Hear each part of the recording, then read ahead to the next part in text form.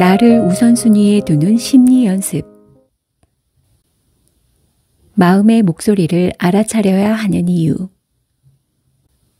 우리는 방법을 알고 있으면 바로 실천으로 옮기고 문제를 해결할 수 있으리라 생각한다.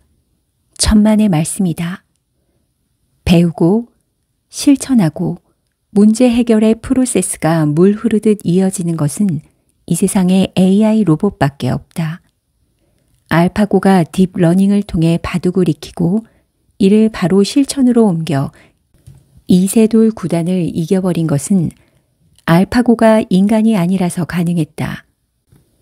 인간이 알파고처럼 딥러닝을 한다고 해서 그것을 그대로 실전에 적용할 수는 없다. 아는 것과 실천하는 것은 별개의 문제이다. 알아봤자 어차피 안 되는 거면 알 필요가 없는 것 아닌가? 이 질문에 나는 단호하게 답할 수 있다.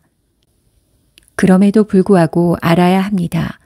더 정확히 말하면 계속 알아차리고 또 알아차리려고 해야 합니다. 인간은 알면 비록 천천히라도 그 방향으로 조금씩 움직이기 때문이다. 우리 마음에는 누구나 하나씩 내비게이션을 가지고 있다. 중간중간 실수하거나 잘못된 운전 습관으로 엉뚱한 길로 빠질 때도 있지만 그럴 때도 내비게이션은 포기하지 않고 경로를 재탐색합니다 라는 말과 함께 우리를 목적지로 이끌어준다. 우리 마음의 내비게이션을 상담 심리학에서는 자아실현 경향성이라고 한다. 인간은 자기 성장에 도움이 되는 방향으로 움직이는 선천적인 경향성이 있다. 자아실현 경향성은 더 나은 내가 되려고 하는, 내가 원하는 내가 되려고 하는 타고난 본성을 의미한다. 내 마음의 내비게이션, 즉 자아실현 경향성을 잘 발현하고 살기 위해서 우리가 해야 할 일은 계속 알아차리는 것이다. 내가 어떤 사람인지, 내가 어떤 사람이 되고 싶은지 계속해서 알아차려야 한다.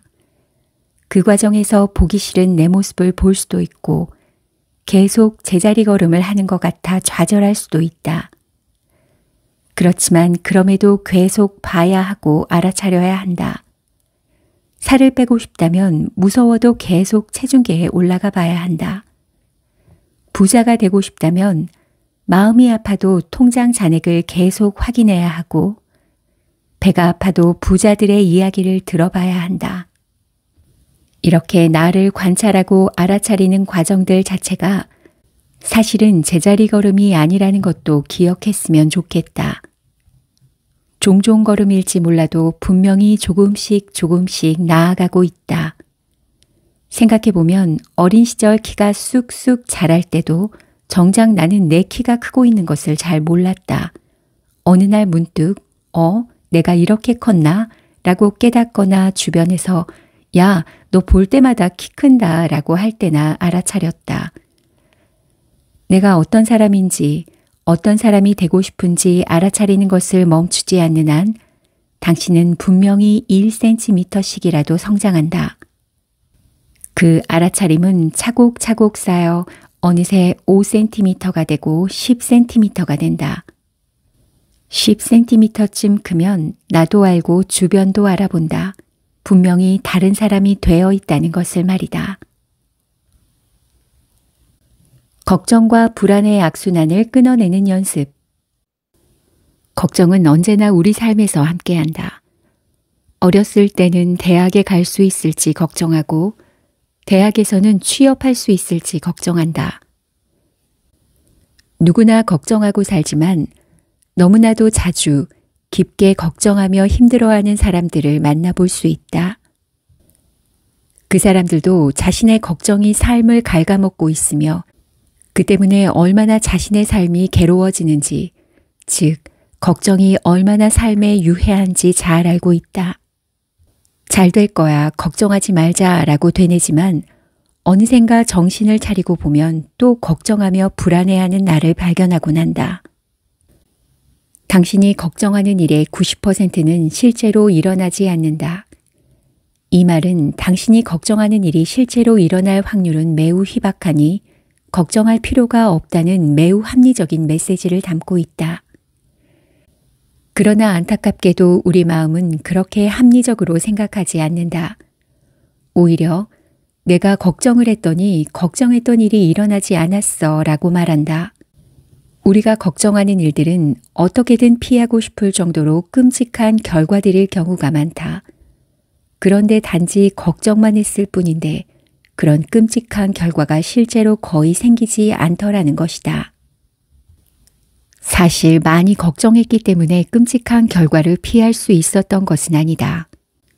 마음속에 일어나는 것들과 현실의 결과 사이에는 인과관계가 없다. 그럼에도 이를 인과관계로 생각하는 마음의 현상을 마술적 사고라고 한다. 굉장히 비합리적이고 비이성적인 현상이지만 우리 마음은 본래 비합리적이고 비이성적이다. 사실 우리는 이미 굉장히 익숙하게 마술적 사고를 하고 있다. 많은 사람이 믿고 있는 말이 하나 있다. 간절히 바라면 이루어진다. 엄밀히 말하면 틀린 말이다. 사실 마음속 간절한 바람이 원하던 결과를 이루어지게 해주는 것은 아니다. 간절히 바라면 현실에서 어떠한 노력을 하게 되고 그 노력이 원하는 결과로 이어지는 것이다. 원인은 마음속의 바람이 아니라 현실의 노력이라는 것이다. 그럼에도 우리는 마음속 바람을 자꾸 원인으로 생각한다. 여러 미신과 징크스도 이러한 마술적 사고의 한 형태로 볼 수 있겠다. 만약 당신이 지금 어떤 걱정에 사로잡혀 있다면 그 걱정의 내용에 빠져들기보다 걱정 자체를 분석하는 것이 도움이 될 수 있다. 분석적 태도가 유용한 이유는 무의식적인 영역에서 깊어지는 마술적 사고를 합리적, 의식적 영역으로 끌어올리는 것이기 때문이다. 먼저 당신이 하는 걱정이 어떠한 이득을 주는지 생각해 보자. 우리가 하는 모든 것은 그것이 비록 해로운 것일지라도 분명히 얻는 이득이 있기 때문에 하는 것이다. 당신은 걱정을 통해 어떤 이득을 얻고 있는가? 어쩌면 당신의 걱정은 걱정보다 더 괴로운 감정, 가령 수치심이나 죄책감, 불안, 분노 등을 피하게 해주고 있을지도 모른다. 이번에는 반대로 당신의 걱정이 당신에게 주는 손해를 생각해 보자. 손해는 좋아하는 것을 잃거나 싫어하는 것을 얻는 것이다. 이렇게 손익 분석 후에는 선택이 반드시 필요하다. 선택하지 않는다면 앞선 분석 과정도 무의미해질 수 있다. 이 선택에는 분명히 용기가 필요하다. 어떤 선택도 분명히 뭔가를 포기해야 하기 때문이다. 각각의 선택에는 분명 이득도 손해도 존재했다. 그렇기에 어떤 선택이 정답이라고 말할 수는 없다. 내가 선택하지 않은 삶은 필연적으로 우울함과 무기력함이 함께하며 마음의 체력이 떨어지게 된다. 그렇게 마음의 체력이 약해지면 다음에 또 다른 걱정이 나를 찾아왔을 때 그 걱정과 싸우지 못하고 잡아먹힐 수 있다. 더 좋은 선택을 하는 것도 중요하지만 그보다도 무엇이든 선택하는 것이 더 중요하다. 시험에서 아무리 봐도 모르는 문제가 나왔다면 뭐라도 찍는 것이 아무것도 찍지 않은 것보다 훨씬 유익하다. 운 좋게 맞을 확률이 20%라도 생기는 것이다. 설사 틀리더라도 적어도 오답 노트는 만들 수 있으니까. 해봤자 안 될 거라는 체념은 이제 그만. 계속 시도해도 실패가 반복되고 좌절될 때 우리는 해봤자 안 돼 라고 생각한다. 그리고 더 이상 시도하지 않는다. 현재 모습이 괴롭고 고통스럽지만 뭘 해도 소용없다고 생각한다. 그래서 그 괴롭고 고통스러운 현재 상태에 그대로 머물며 무기력함을 느낀다. 이러한 현상을 심리학에서는 학습된 무기력이라고 한다. 학습된 무기력 상태가 지속되면 삶의 전반에서 회의적이고 비관적인 태도가 나타나며 이는 심각한 우울감으로 이어질 수 있다. 해봤자 안 돼가 살아봤자 뭐해가 될 수도 있다는 것이다. 학습된 무기력 상태에서 빠져나오기 위해서는 우리는 어떤 노력을 해볼 수 있을까? 학습된 무기력의 핵심은 두 가지다. 첫째는 해봤자 안 된다라는 생각의 영역이고, 둘째는 그래서 안 한다라는 행동의 영역이다. 해봤자 안 될 것 같아서 안 한다. 생각에서 행동까지의 흐름이 너무나 자연스러운 문장이 아닌가? 우리가 해야 하는 것은 어쩌면 이 자연스러움을 부자연스러움으로 바꾸는 노력일 수 있다. 그만큼 쉽지 않다는 것이다. 다행스럽게도 예외가 있다. 해봤자 안 될 것 같은데 할 때도 있다는 것이다. 대표적으로 복권이다. 이성적으로는 확률이 낮다는 것을 알지만 그럼에도 혹시나 하는 기대를 접지 않는 것이다. 물론 이 마음이 지나쳐서 과도하게 복권을 사버리면 문제가 되겠지만 분명한 것은 사람들은 희망을 놓지 않았다는 점이다. 학습된 무기력에서 벗어나기 위한 노력도 이와 같다. 첫째, 복권의 가격이 싼 것처럼 쉽고 간단한 행동부터 시작해야 한다. 내가 작은 에너지만 써도 할 수 있을 정도로 난이도가 낮은 행동부터 해야 한다는 것이다. 매일 헬스장에 가겠다. 체중을 20kg 빼겠다라는 목표는 너무 어렵다. 10만 원짜리 복권인 셈이다. 자기 전에 침대에서 5분만 스트레칭을 하겠다 정도의 행동은 1,000원짜리 복권을 사는 마음으로 할 수 있다. 둘째가 더 중요하다. 해봤는데 안 되더라도 그럼에도 혹시나 하는 마음을 놓치면 안 된다. 즉, 희망을 포기하면 안 된다는 것이다. 혹시나 하는 희망은 삶의 원동력이 된다. 10번 찍어 안 넘어가는 나무가 없다는 희망을 가졌다면 두꺼운 나무가 눈앞에 있어도 최소 10번은 도끼질을 해보게 된다. 언젠가 부자가 되겠다는 희망은 퇴사하지 않고 계속 일을 하게 만드는 동력이 된다. 삶이 힘들고 팍팍해도 손에 쥔 로또가 혹시나 당첨될지도 모른다는 희망으로 일주일을 버틸 힘을 얻는다. 절망적인 상황에서도 학습된 무기력에 빠지지 않고 혹시나 하는 희망을 놓지 않길 바란다.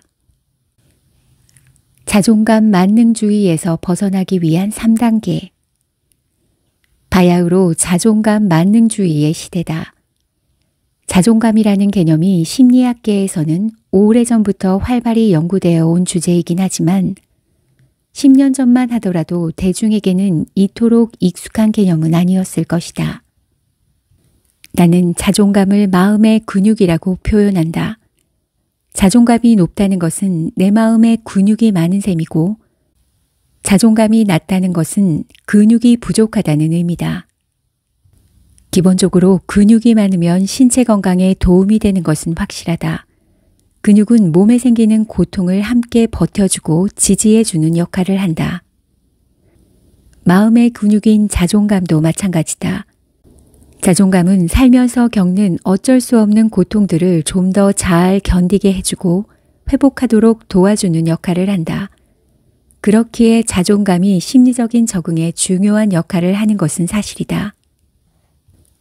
마음의 근육, 자존감을 만드는 과정 역시 몸의 근육 만드는 과정만큼 힘들다. 그럼에도 사람들은 마음의 근육을 만들 때 몸의 근육 만드는 만큼 노력을 하지 않는 것 같다. 그저 마음먹기에 달렸다며 좋은 책과 유튜브 강의를 답습한다.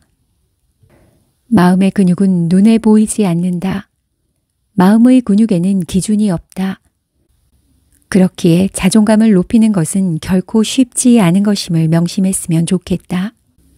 그렇다면 스스로 자존감을 높이기 위해 노력할 수 있는 방법을 알아보자. 1. 자존감을 실체화하기. 자존감을 높이기 어려운 이유로 자존감이 눈에 보이지 않고 기준이 불분명하기 때문이라고 했다. 그렇다면 자존감을 눈에 보이게 만들고 어떠한 기준을 만들 방법을 찾아야 한다. 지금 바로 종이를 꺼내 이 질문에 답해 보길 바란다. 내가 한 달 동안 자존감이 낮았다는 것을 잘 보여줄 수 있는 사례는? 이 질문을 통해 당신의 마음속에서 뿌옇게 자리 잡고 있던 자존감이란 개념을 조금은 가시적인 이미지로 바꿀 수 있을 것이다. 2. 자존감을 행동으로 바꾸기. 이제 두 번째 질문의 답을 적어보자. 만약 당신이 자존감이 높다면 다음 한 주 동안 어떤 행동을 할 것인가? 이 질문에 답할 때 두 가지 중요한 원칙이 있다. 첫째는 매우 구체적인 행동으로 답해야 한다. 둘째는 문장의 끝을 뭐뭐 한다 라고 맺어야 한다. 뭐뭐 하지 않는다 라는 부정 표현을 사용하면 안 된다. 이 질문의 답을 통해 내가 원하는 모습을 구체적으로 그리고 더 이상 자존감이 아닌 행동에 초점을 맞출 수 있게 된다.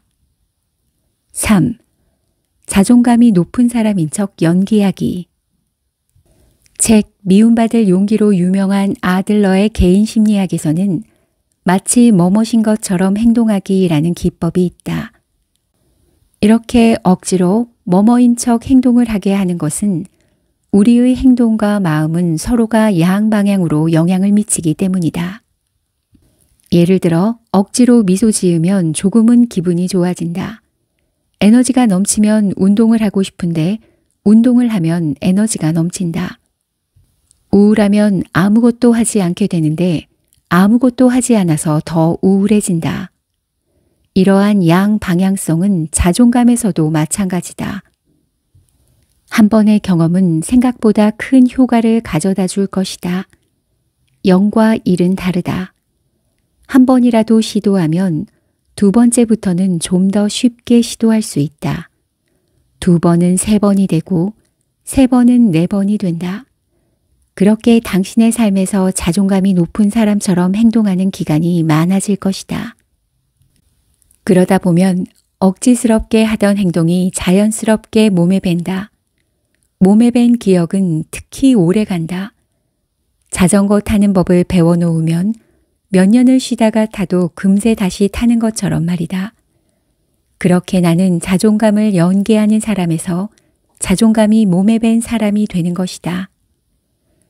물론 이렇게 자존감이 높은 사람인 척 연기하는 것은 쉬운 것은 아니다. 그러나 눈에 보이지 않는 자존감이 언젠가는 높아지기를 막연하게 기다리는 것보다는 뭐라도 해보는 것이 낫지 않을까? 감나무 밑에서 언젠가 감이 떨어지길 기다리며 입만 벌리는 것보다 나무를 흔들어라도 봐야 하지 않겠는가? 될 때까지 하는 척 해보라. 자존감도 그렇다. 자존감이 높아질 때까지 높은 사람인 척 연기해보자. 그러다 보면 정말 자존감 높은 사람이 된다.